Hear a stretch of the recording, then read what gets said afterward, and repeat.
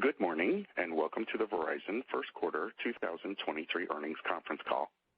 At this time, all participants have been placed in a listen-only mode, and the floor will be opened for questions following the presentation.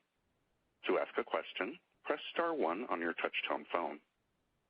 If at any point your question has been answered, you may remove yourself by pressing star 2. Today's conference is being recorded. If you have any objections, you may disconnect at this time. It is now my pleasure to turn the call over to your host, Mr. Brady Connor, Senior Vice President, Investor Relations. Thanks, Brad. Good morning, everyone, and welcome to our first quarter earnings conference call. I'm Brady Connor, and I'm joined by our Chairman and Chief Executive Officer, Hans Vestberg, as well as our current Chief Financial Officer, Matt Ellis, and Chief Financial Officer Designate, Tony Skiadas. Before we begin, I would like to draw your attention to our safe harbor statement, which can be found on slide 2 of the presentation. Information in this presentation contains statements about expected future events and financial results that are forward-looking and subject to risks and uncertainties. Discussion of factors that may affect future results is contained in Verizon's filings with the SEC, which are available on our website. This presentation contains certain non-GAAP financial measures. Reconciliations of these non-GAAP measures to the most directly comparable GAAP measures are included in the financial materials posted on our website. Earlier this morning, we posted to our Investor Relations website a detailed review of our first quarter results. Please note that during the first quarter, in order to better serve our customers, we reorganized the customer groups within our business segment. We now report the following customer groups: Enterprise and Public Sector, Business Markets and Software as a Service, and Wholesale. Prior period operating revenue results within the business segment have been recast to reflect these changes. You will find additional details in the earnings materials on our Investor Relations website. With that, I'll now turn the call over to Hans. Thank you, Brady. Good morning, everyone, and welcome to our first quarter earnings call 2023. We delivered a solid first quarter marked by strong performance as we continue to execute on our plan to grow the business across mobility, broadband, and private networks. We're making steady progress and expect to keep up the momentum going forward. We remain focused on delivering for our customers and driving service revenue, EBITDA, and free cash flow. We grew total postpaid phone gross adds by 5% year-over-year this quarter and achieved 3% wireless service revenue growth, $11.9 billion of adjusted EBITDA, as well as a strong cash flow from operations of $8.3 billion, an increase of $1.5 billion versus the prior year. We're working every day to move the business forward by using the power of America's most reliable network to deliver the best experience for our customers. During the quarter, we reached more than 200 million POPs covered by C-band in just over a year since we lit up the first site. With access to that spectrum and advancing the build-out as quickly as we did, we have enabled new sources of revenue growth and elevated our customers' overall wireless experience. In the first quarter, J.D. Power recognized us as the most awarded for network quality for the 30th time in a row. We're seeing improvements in already leading network performance validated by year-to-date root metrics testing, and our customers are taking notice. Where we offer C-band, we see significant benefits in fixed wireless access, consumer phone gross adds, and retention, as well as premium take rates. We also see 4G customers benefiting as we offload traffic in some markets to our 5G ultra-wideband network. The performance improvements will continue as 5G penetration expands market by market. We're excited about the remaining deployment of C-band spectrum and the potential they will unlock for both our business and consumer performance. Moving on to mobility. On the business side, even in the current economic conditions, my peers across different industries have combined confidence that mobility remains a priority in their spending. During the first quarter, Verizon Business continued its run of strong performance, delivering 136,000 postpaid phone net adds. This was accomplished in spite of some pressures around restructurings within the technology sector. On the consumer side, payment trends are at healthy pre-COVID levels, and consumers are shopping, evidenced by our increase in consumer postpaid phone gross adds, which were up 11% year-over-year. With the new to Verizon ads leading the way, our gross ad performance is proof that our surgical and segmented approach to the market is working. We're in a much better position than a year ago, entering the second quarter with a sustained momentum around gross ads as well as postpaid churn, where we saw improved performance each month across the first quarter. We remain committed to our strategy, not to compete on who can discount the most, but rather who can offer the most value to customers, the best overall experience, and the best customer satisfaction. Plus Play is a great example of this. We listen to our consumers and introduce exciting partners like Peloton and Netflix, providing exclusive deals on an easy-to-use subscription-managed platform. And there is more to come. Our segmented approach to the market recognizes that one plan does not fit all, and we have continued to work to address our underperforming segments. I've talked about our efforts to be more targeted and surgical with our retention, and we saw that play out during the quarter. By reducing upgrade volumes and lowering inefficient spending, we were able to deliver working capital benefits while finishing the quarter in a good place with churn and executing on migrations to Premium Unlimited. Those are real cash savings and a key driving to the large year-over-year improvements in free cash flow. You have seen us taking pricing action, most recently on some of our legacy unlimited plans. We continue to look across our base and evaluate opportunities to more closely align pricing to our value proposition. On prepaid, we're working diligently to realize the full potential of this segment. While net adds were down by more than 207,000 versus the prior year, this total was affected by two transitory factors. First, more than 100% of our net year-over-year decline came from higher disconnects within our SafeLink brand, which provides services to customers on government-subsidized programs. We're still in process of migrating customers onto our network as well. Prepaid is an important part of our value segment strategy, and our investment here will continue as we're confident that will pay off in the long term.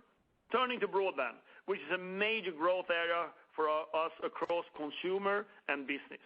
We achieved the highest net adds in over 10 years, adding 437,000 total net adds within the quarter, including 67,000 net adds from Fios.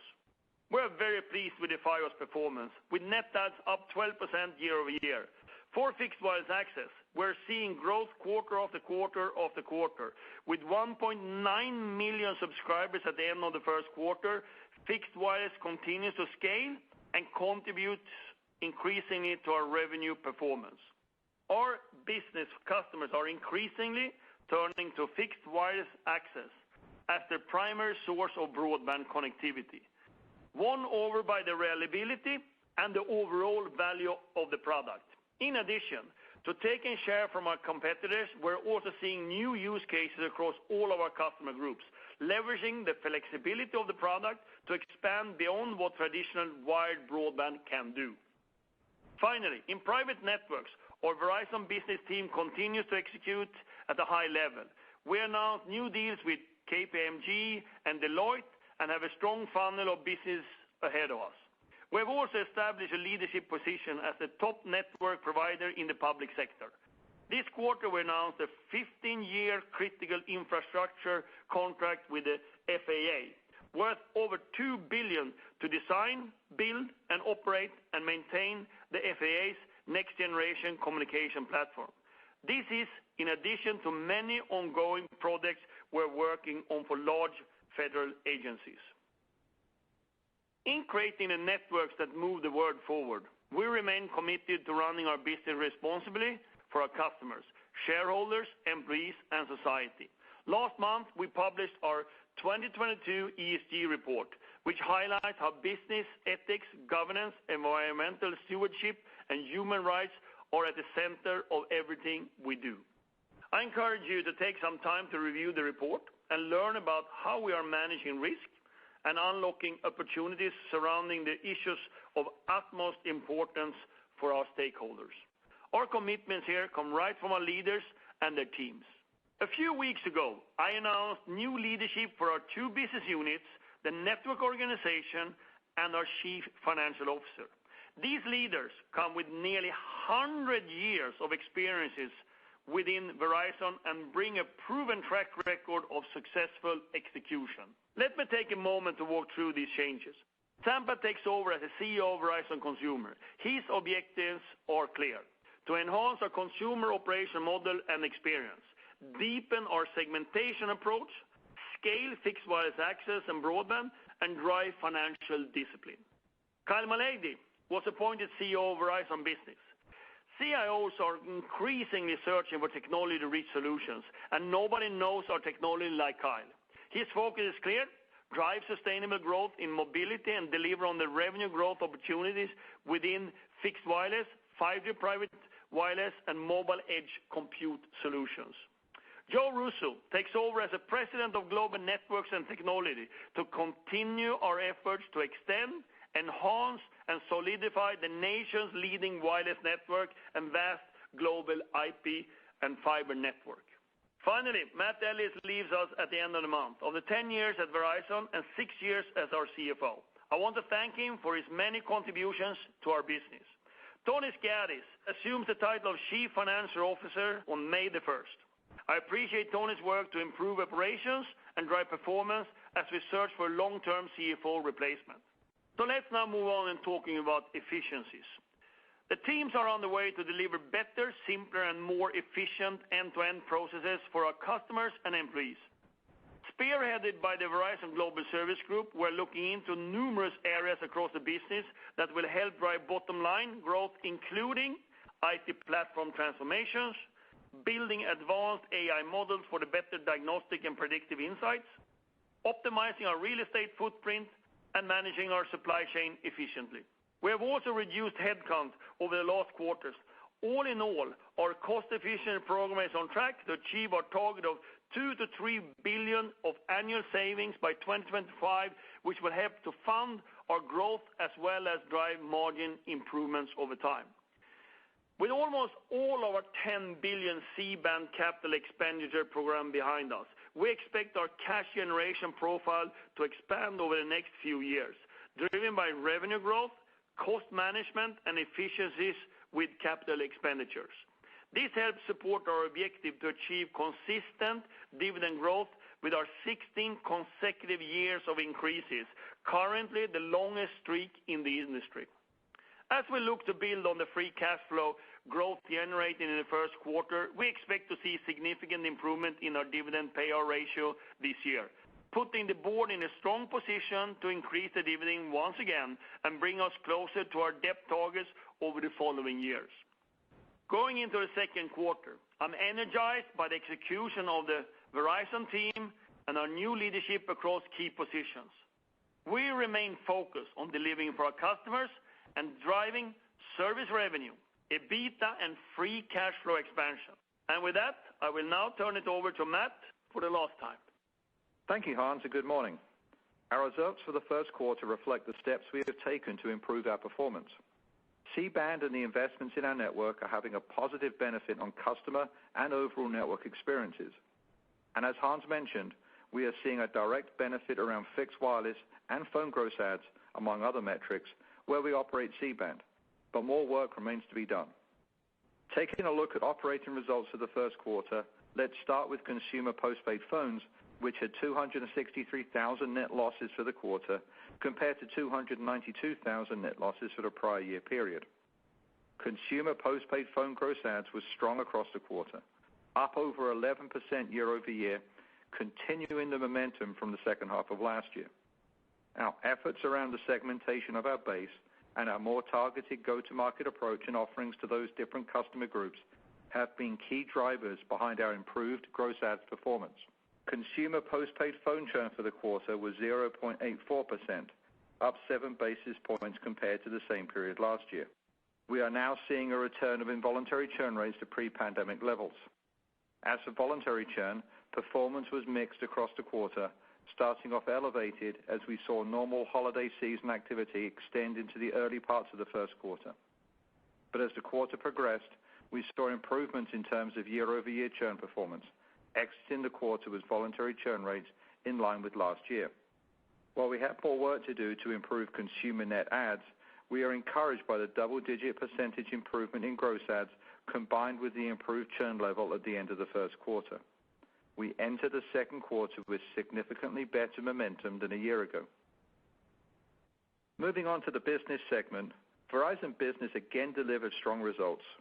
We saw solid demand across our three customer groups and had 136,000 phone net adds for the first quarter, compared to 256,000 for the same period last year.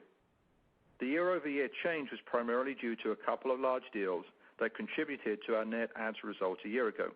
Additionally, we saw an increase in churn due to business customers being more cautious around spending and the restructurings Hans noted in his remarks.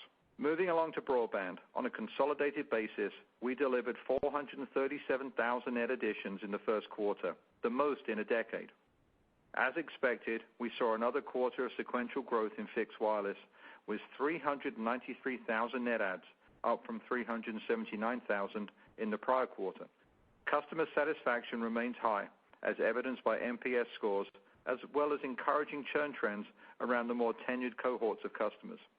On the Fios side, Internet net adds for the first quarter were 67,000, up from 60,000 in the first quarter of last year. Customers continue to be attracted to our high-quality broadband products, which is reflected in the year-over-year increase in Fios gross adds, even in an environment with lower move volumes versus the prior year. Fios retention rates continue to be strong, with our best churn performance in more than 5 years. While the first quarter results for prepaid were below our expectations, we remain confident in the value market opportunities and the benefits of having a portfolio of assets and plans that satisfy the needs of all of our customers. You heard from Hans some of the actions we are taking to create long-term value. As expected, in the short term, these actions are having a negative impact on our prepaid net adds. Together with the elevated disconnects in our SafeLink brand that Hans referenced, we expect pressure on prepaid net adds to increase in the second quarter before they abate later in the year. Moving on to the financials, consolidated revenue for the quarter was $32.9 billion, down 1.9% year over year, primarily due to equipment revenue being lower by 9%, as well as continued declines in business wireline services. Wireless service revenue was $18.9 billion, up 3.0% year over year. As we discussed on our fourth quarter earnings call, results for the first quarter included a benefit of approximately 185 basis points associated with the large allocation of our administrative and telco recovery fees from other revenue into wireless service revenue.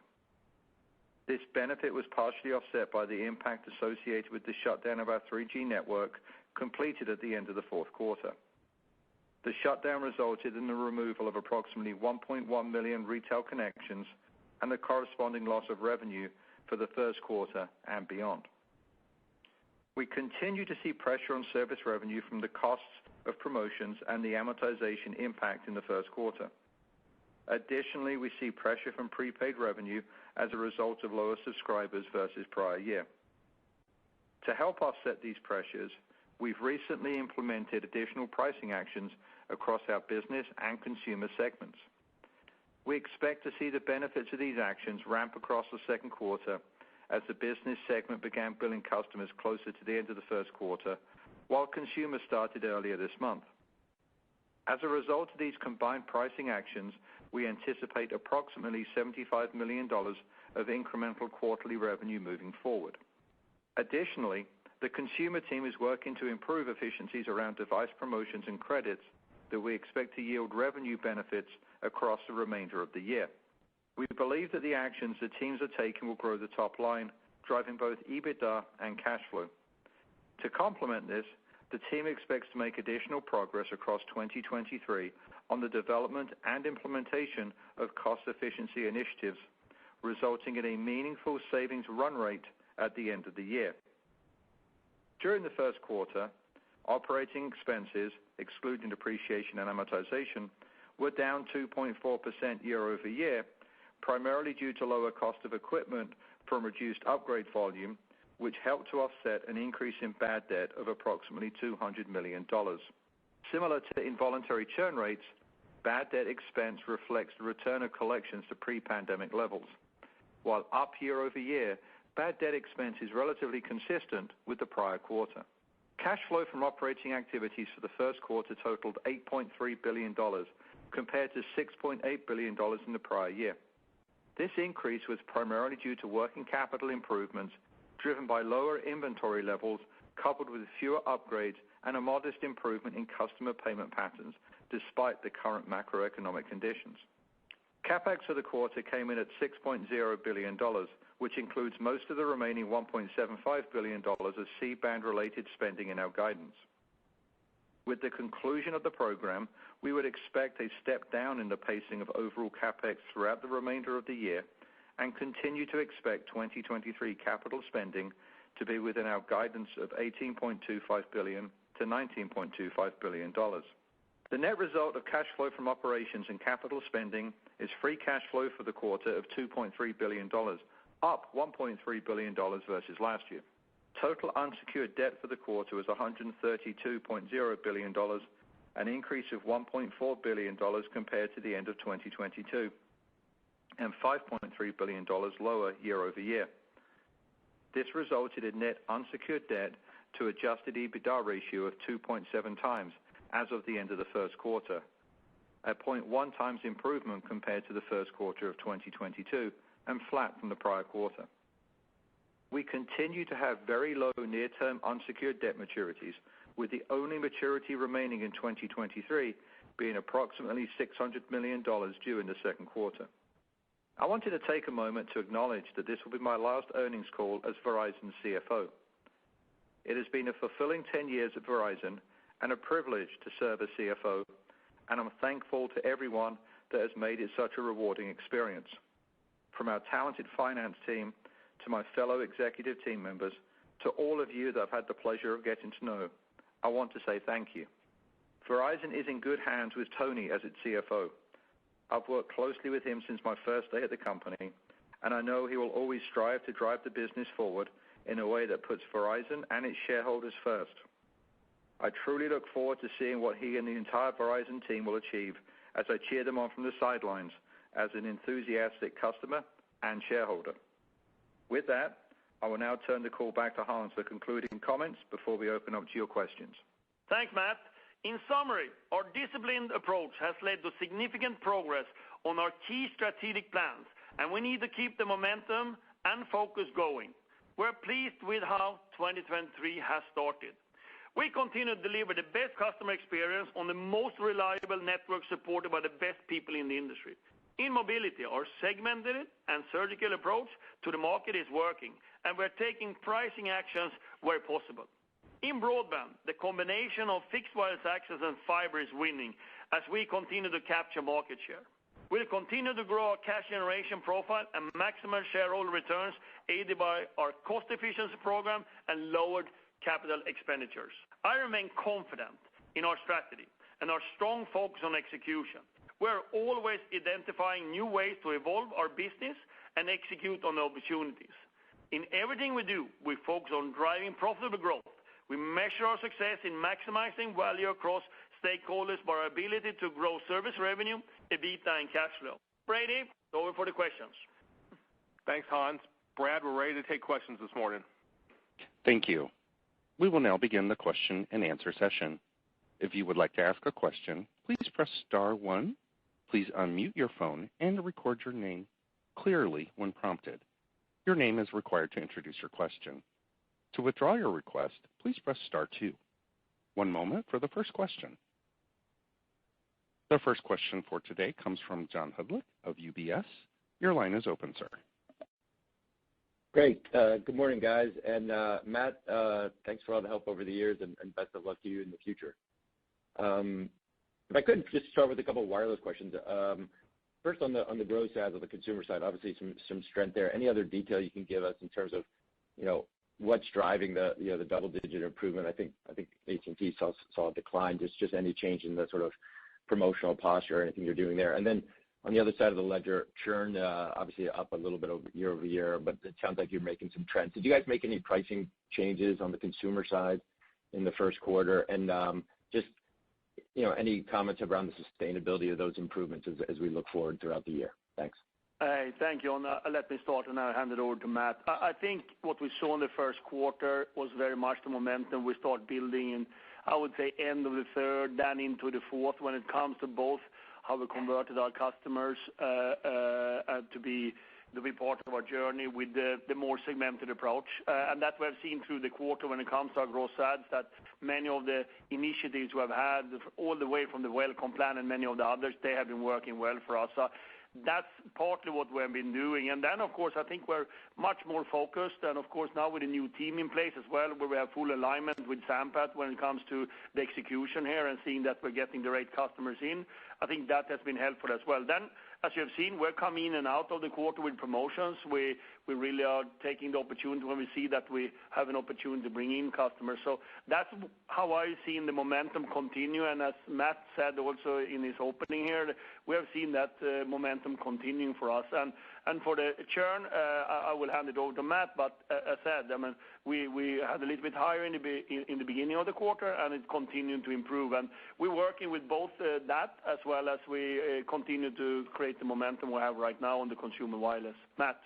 Thanks, Hans. Good morning, John. So on the churn side, certainly we saw improvement as the quarter went on. We had a little carryover from holiday level churn in January. By the time we got to March, we saw much better momentum there. So that's the jump-off point as we go into second quarter. The pricing changes that you mentioned in your question really didn't go into effect until we kind of came to the moving from Q1 to Q2. So that will be incremental to the results of the business here as we get into the rest of the year. So, but as Hans said, really a case of rebuilding from the momentum last year that was, a year ago was not where we wanted it to be. At the midpoint of the year, we talked about taking actions, and you see the results of those actions showing up in the results. And so the team's focused on continuing to build from there. Perfect. Great. Thanks, guys. Yeah. Thanks, John. Brad, we're ready for the next question. The next question comes from Brett Feldman of Goldman Sachs. Your line is open. Yeah, thanks for taking the question, and I'd also like to reiterate my thanks to Matt for all his help over the years.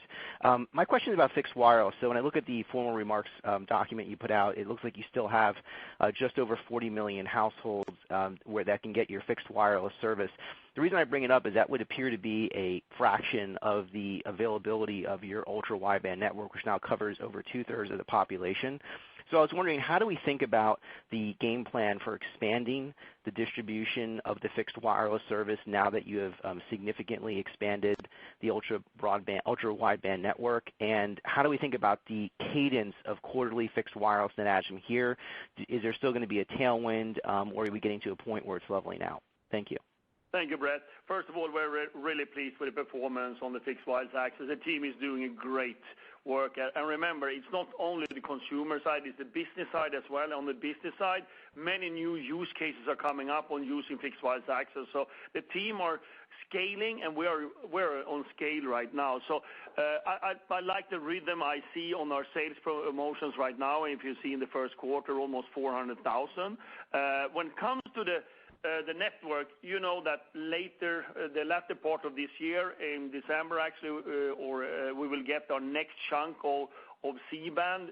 Right now we're covering some 70 markets out of over 400. So it's 330 markets left where we'll get the C-band. And we clearly pointed out in the opening here that where we open the C-band, we're not only seeing fixed wireless access opportunity, we also see step-ups and a greater upgrade cycle for our customers because they see the improvements on the C-band. So we're very encouraged by the C-band coming out. But as I said, we're waiting for the clearance by the year end to get even more. But as we roll out right now, we open up markets. And remember, we talked about that we are in the network team, we're now decentralizing so we can attack locally because we are sort of opening markets locally. The same goes what Sampath is working on right now. He's also taking his operations more locally so we can both do marketing and execution locally. And you might have seen it that we do more local things because as we open up more on fixed wireless access, we do that locally. And so far our success rate is high. We're just going to go do this in the right way, to take the learnings with us, doing better all the time. We also have started with differentiation on different type of tiers when it comes to our fixed wireless offerings. There's a lot more to be done there, but as I said, I'm very pleased with the rhythm and the market share we're taking. And remember, the C-band so far is deployed mainly in urban and suburban areas. The majority of the spectrum coming is actually in more of the suburban and rural. And we also get, of course, more urban spectrum as we're only deploying 60, maybe 80 somewhere megahertz, 100, where we are in average 160. So I have to say this is one of the biggest 5G use cases we have right now, and we really see good traction. So that's how we're going forward. So. Thank you. Yeah, thanks, Brett. Brad, we're ready for the next question. The next question comes from Simon Flannery of Morgan Stanley. Your line is open. Thank you very much. Good morning, and again, my best wishes to Matt for the future. Just following up on Brett's fixed wireless question, you talked about scaling. It looks like you're almost hitting 2 million fixed wireless subscribers now. How is it working on the network capacity side of things, and what's your confidence in going to continue to handle increasing usage from the customers as this continues to scale? And then if we could just go back to the announcement, I think it was March the 3rd, of the new appointments. You talked a little bit about Kyle and Sampath, but what, if we were inside Verizon, what are the big changes that have taken place over the past 7 weeks or so that are really changing the trajectory, particularly of consumer? Thank you. Thank you, Simon. On the capacity, the guys is great. First of all, we're used on an initial transfer of spectrum that we're using. As I said, we have fixed wireless access on the ultra wideband. We have much more capacity coming. On top of that, all the new features you have with advanced 5G carrier aggregation. We have new devices coming out that can handle different spectrum. So there's so many more things. I feel really confident that we will manage this capacity without any problems to the levels we have talked about and way beyond that. Then, of course, as I talked with many of you guys, if it comes a moment that we have a community that have a lot of fixed wireless access, we will have over time other opportunities of cell splitting, etc. We're not even close to that today. So feel really good about how the guys are managing the network and the opportunities we're building on our C-band here. As I said, on the 4G fixed wireless access, they were more opportunistic and selling when we see that we have capacity, but not when we see that we have that full, we're not selling anymore. But this expansion is right now on 5G ultra wideband. When it comes to the new team, the big changes I've seen, first of all, the first big change is that these guys are operational day one. I mean, both Kyle and Sampath is straight into it. If you look at Sampath, he's very much focused both on the customer dimension, on seeing that we're improving the momentum we have right now on gross adds and churn, and see that we're actually improving through the year. But he also works with our offerings and our operations, see that we're even stronger locally. Kyle, on the other hand, continuing the work of Sampath, great momentum on business wireless as we continue this quarter. Private networks is really taking off, and then on top of that, working with a wireline decline to see that we're taking out cost at the same time, managing our contracts. And I don't think there's no one better than Kyle. He knows the network more than anybody else. So I think that's the main focus, and they've been really fast. And then, of course, the transitions between Tony and Matt is going extremely simple because these guys have worked together for 10 years.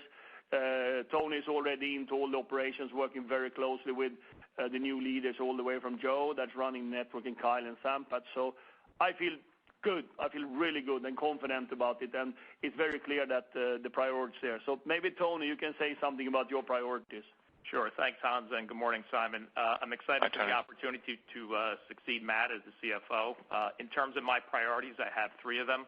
First, supporting our new leaders, Sampath, Kyle, and Joe, in executing their strategies, and that includes narrowing our focus with a very strong emphasis on operational performance. Second, ensuring that we deliver the 2023 financial guidance that we laid out in January. And third, ensuring that we continue to execute on our capital allocation strategy. The four capital allocation priorities that we shared with you last year, those remain unchanged.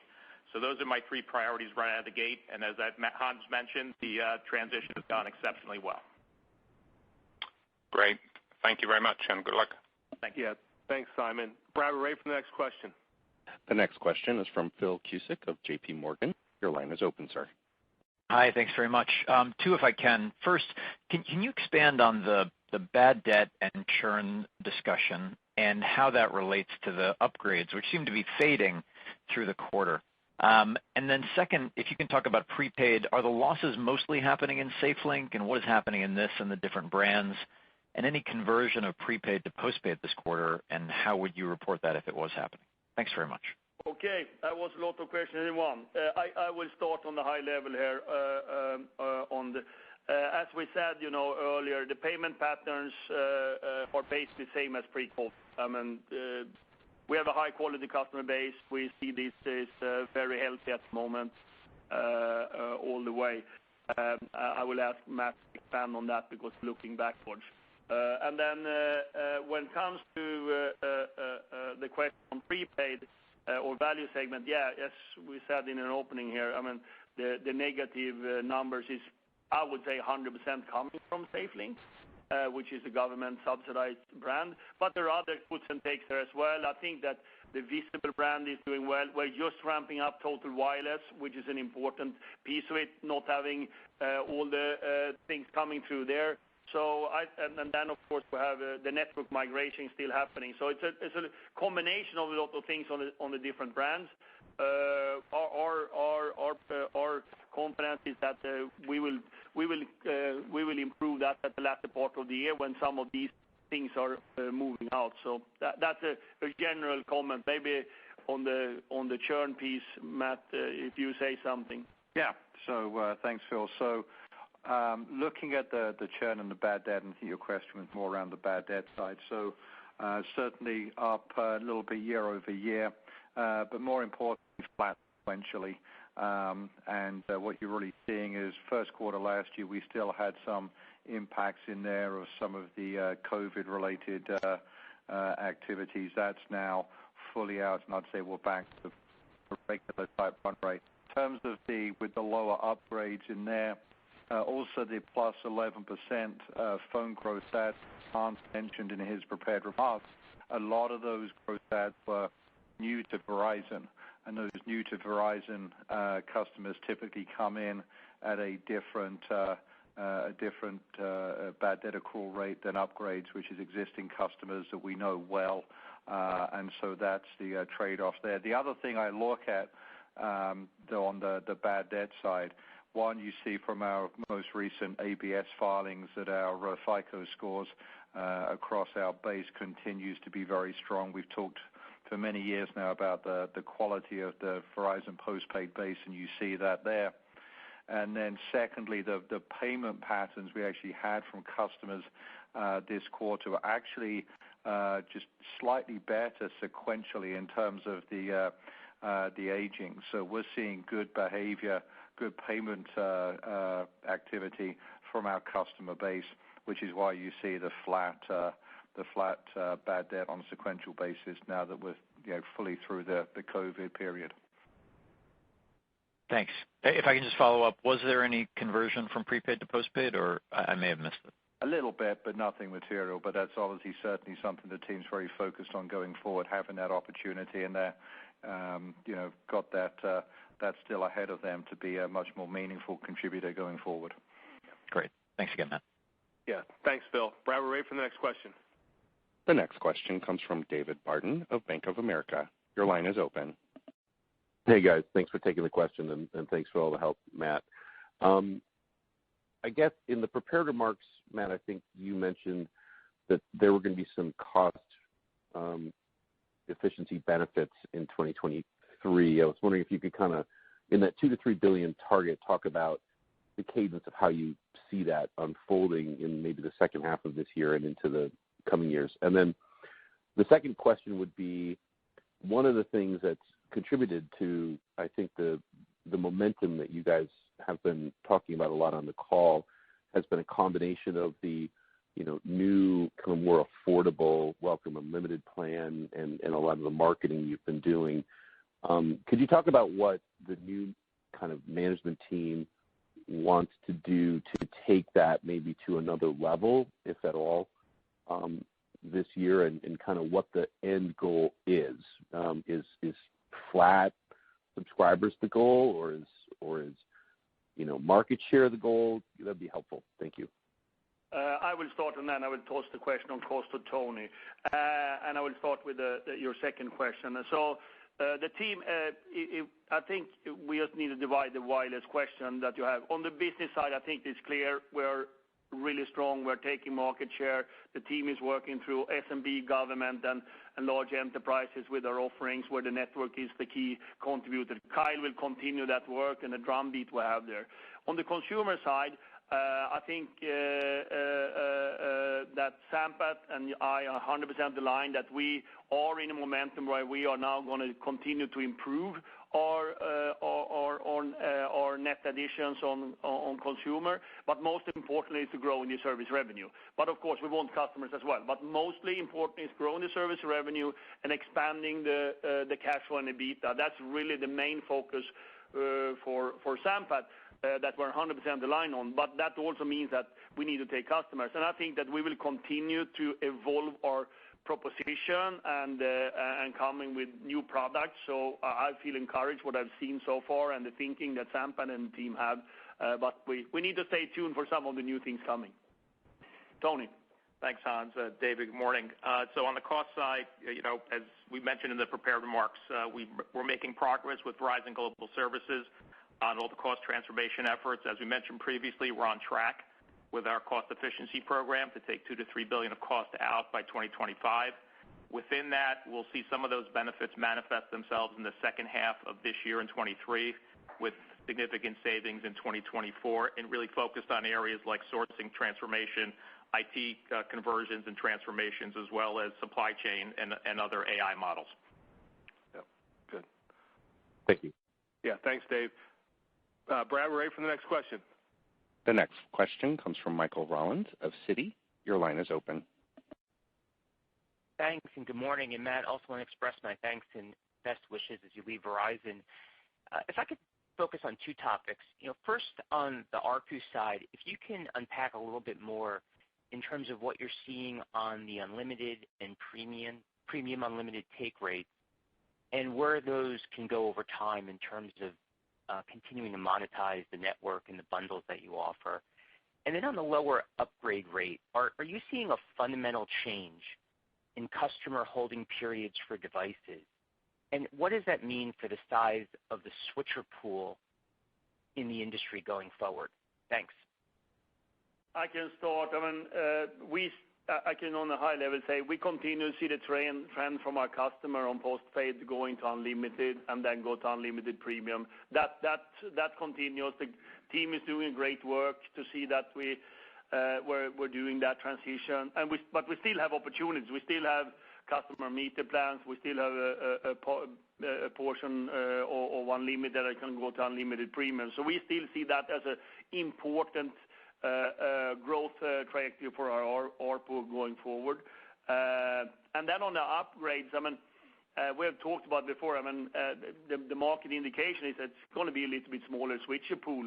That doesn't mean that we feel that we shouldn't be taking more fair share. We should definitely do that and continue to see that our customer that we have, we're expanding with them, and then we're actually bringing new customers. So I think that's what we see right now. But again, we have good momentum with all the offerings we have. I expect my consumer team come out with new offerings as well, so and continue that drumbeat. Matt. Yeah, no, exactly, Hans. And And Mike, good morning. So, as you think about it, the strategy is one always to, get the customer in, then have the opportunity to move customers up the stack. And you see we've done that number of different ways over the years, and you should expect us to continue to find ways to do that. And then also we get the opportunity to add other things to the account. So fixed wireless access allows us to increase ARPA and adding other devices to the accounts too. So there's still significant opportunities there for us to grow share of wallet with the customer as we go forward. And I would expect that the consumer team will continue to make sure that they are having the right pricing constructs and offerings in front of customers, and those will constantly evolve over time so that we can continue to grow ARPA. Thanks. And if I could just throw one other out there, just from a government program perspective, can you share how Verizon participates in ACP and any new thoughts on potentially participating in the BEAD program? Yeah, so I'll take the first shot. Look, ACP is an important program.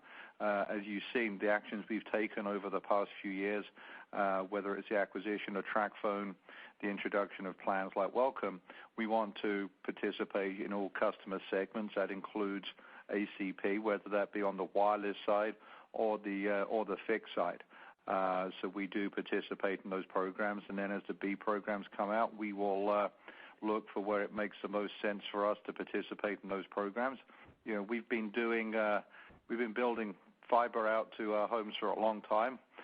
We continue to do so. Over 500,000 new OFS last year. We said we'd do something in that same region again this year and into the foreseeable future at that type of run rate. So as that, those new programs help us have the opportunities to continue to do that, we'll certainly be very interested in looking at using them where it makes sense. Thanks. Yep. Great. Thanks, Mike. Brad, we're ready for the next question. The next question comes from Craig Moffett of MoffettNathanson. Your line is open, sir. Hi. I want to sort of step back to a more strategic question about the wireless business, if I could. I mean, for years, your business model and sort of the way you came to market was based on a very low churn strategy. Therefore, arguably, you didn't need the same number of gross adds to sustain growth, and it was based on a very clear value proposition of best network. It seems like all of those pieces are quite different now, and despite what you said about the prospects for churn, churn is quite a bit higher for retention. How do you kind of win the battle for the hearts and minds, particularly in the consumer segment, by sort of returning to the base of convincing customers that yours is really the best network, and sort of how do you win with the value proposition? I will start here. First of all, what we see right now is we have a clear value proposition when we roll out the C-band. We have great uptake, step-ups from our customers when they see the C-band, and you know better than anybody else how much of that spectrum we have right now, which is a very little bit. And with all that, we get this momentum. That's why I feel so good about it. And then, as Matt said, our churn little bit elevated, but it's also improving in the quarter, so we're working on that. And having the gross adds momentum at the same time, that tells you something about where we're going right now or heading. And then we have Sampath in the role that really know operation and execution. So I think we have all that, and we have the best network clearly, and it's just going to get better. I mean, with every measurement we do right now, we're clearly come out now as number one, and the only thing I know for sure, we're going to extend that leadership with the C-band, continue to roll out. So our proposition is very clear: continue to have the best network, have a good proposition for our customer, because you need to continue to do new offerings to the consumer group because their behaviors are changing as well. That's why we came with the Plus Play. We're listening to the customer to make it easier and all of that, and you haven't seen the loss from us. So I think that we're building on all the strengths we have, and those strengths are even getting stronger. Yep. Thanks, Craig. Thank you.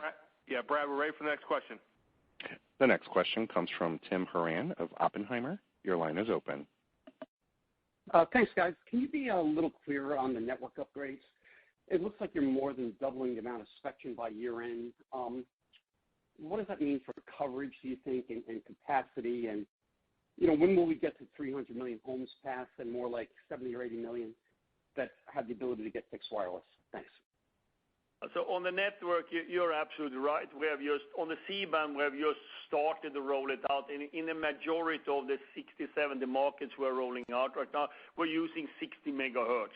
And we have an average 160 megahertz, and in many places even up to 200 megahertz. So it's an enormous difference when it comes from 60 to 160 megahertz, how much more capacity there is. And on top of that, of course, you're adding new type of software features like carrier aggregations, the chipsets getting better in devices, both the handset and the fixed wireless access devices. So that's going to enhance the capacity for us. And as I said, we were very focused to seeing that we're materialize our business cases for the C-band all the way from consumer and business wireless to fixed wireless access and mobile edge compute and private networks. So we focus on the revenue generation of it, and we will continue to do so. But clearly, it's going to be a step up when we get the next tranche, and we're going to open more homes for households penetrated with fixed wireless access, and we're going to have much more markets covered by the C-band. So we're just going to continue that journey as fast as we can. But does the increased spectrum help the coverage, or do you still have to build out in those areas? I would say, as we said from the beginning, which many people doubted, we can use our existing 4G grid for the C-band. We don't need any newer. However, we always build some new sites. We find new areas where there have been capacity constraints. We'll continue to do that as well. But mainly our C-band is using the 4G grid in order to see that the coverage is coming out there.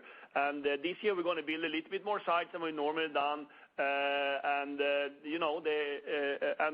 our 4G spectrum, AWS, and et cetera, is covering 300 million pops today. And that's where we build our C-band on right now. Thank you. Yeah, great, Tim. Thanks. Brad, we're ready for the next question. The next question comes from Kannan Venkateshwar of Barclays. Your line is open.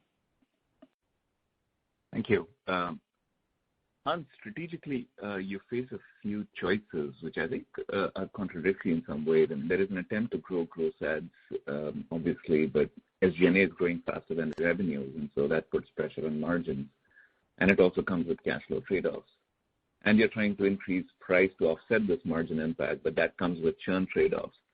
So ultimately, when you think about your growth model or the growth algorithm, what's the North Star? Is it unit growth, and are you willing to sacrifice margins and cash flow to get to that turnaround point, or is it margins, even if it comes at the expense of unit growth? Because it does feel like there is a choice that has to be made at some point, and I'm just wondering what the metric is that you're most focused on. Thanks.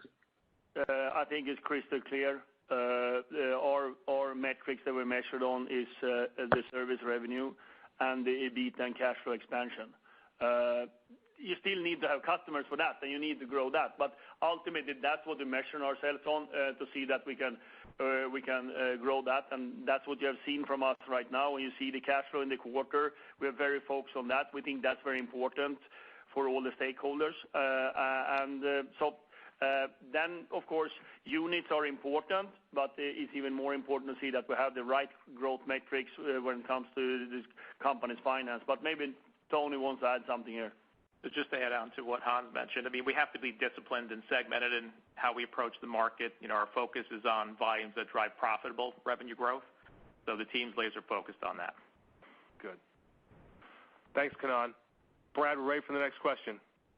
The next question is from Peter Supino of Wolfe Research. Your line is open, sir. Hi, thanks. Question back to fixed wireless. Obviously, the expansion to suburban and rural markets is a big opportunity. Back in the urban areas where your C-band depth is going to more than double in 2023, is there any reason that expansion shouldn't support accelerated marketing and approval of inbounds about FWA so that you would drive up your net adds in those markets as well? That's clear, and that's why our organization, both on the consumer side and the business side and our network side, is more regional right now because we're following the sort of the deployment of the network and doing marketing and outreach to our customers on fixed wireless access that really want to have it when we open up. So clearly, you're right. There is also opportunity in the urban places where we get more capacity or more coverage. And as it goes for the suburban and the rural. Yeah, great. Thanks, Peter. Hey, Brad, we have time for one more question. Your last question will come from Frank Louthan of Raymond James. Your line is open. Great, thank you. With the business changes, can you walk us through on the SaaS line? What is sort of SaaS revenue in total, and where can you see growth there? And then back to the phone ads, with the new level of gross ads you're getting, are there any characteristics about this type of customer you're attracting now that might be different than, say, 2 years ago, and what their long-term churn characteristics might be? So you need to repeat the first question. You talk about SaaS revenues? Well, with the new breakout on the business line item, just curious how much of that line that includes SaaS is SaaS revenue, and what is that growing? Yeah, we don't disclose the SaaS revenue specifically, so yeah. But overall, it's not the largest part of that customer group. You should be a fair assumption, Frank. Okay. And then what was the second part of the question, Frank? So with the gross ads that you're getting, are there any characteristics about these customers you're attracting today that are maybe different from what they were, say, 2 years ago? And I'm curious about what you think about the long-term churn characteristics of customers you're attracting today, particularly given the heavier promotional activity that you've done versus what you did historically. In general, I think the churn characteristics of all the new customers coming in is even better than before for many reasons, as you said yourself. And then the type of customers, I think Matt talked a little bit on the type of gross ads we're getting is new customers to Verizon, where they come in, and of course we have opportunities to upgrade them, step up them, and also having opportunities for our converged offerings. So really good quality of the customers coming in, as Matt said as well. So we feel really good about the gross momentum we have and the customers we're getting. Yeah, thanks, Frank.